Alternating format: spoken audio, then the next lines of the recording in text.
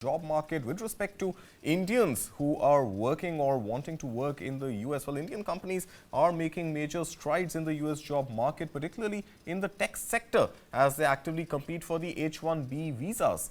Now, data from the US Citizenship and Immigration Services reveals that Indian tech firms secured 20% of all H-1B visas issued. The data showed that between April and September last year, a total of 1.3 lakh H-1B visas were granted to various employers. Now, of these, approximately 25,000 visas went to companies of Indian origin.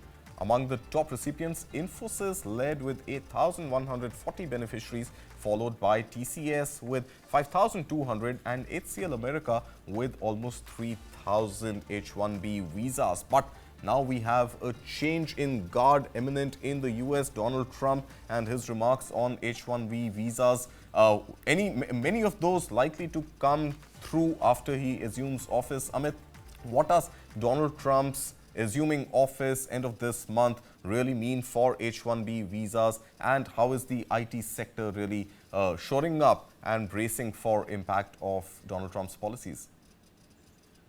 Right. So I think Indians have been the largest beneficiary of the H-1B visa. Account for over 70% of these visas. Even China comes around like a distant second at 12%.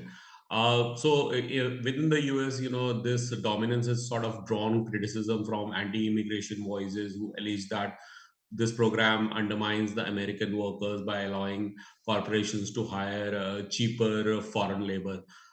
So my sense is that even though the number of visas is high as high as 70%, the salaries which are withdrawn from these are around $1 lakh, which is not. In fact, the median salary is about, I think, $1,05,000 as of last year.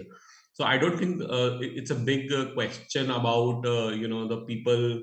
It's a big question on the wages. It's a question about how much leverage you want to give a particular country or not. So if that happens, you are going to see some changes in that.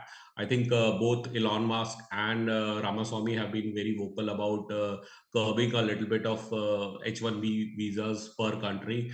So we could see some of that happening, and maybe replacing it with a merit-based system rather than a lottery-based system, which is currently there. But we have to wait and see, how much is this change and how it really impacts. I think most of the IT companies are flexible enough to, sort of change their manpower according to whatever comes. It is not new. It came in 2016 as well. Some changes were done to the H-1B visa. I Right. think we'll see some sort of changes, but I don't see it as a sort of groundbreaking kind of a change which will impact IT companies very in the long run.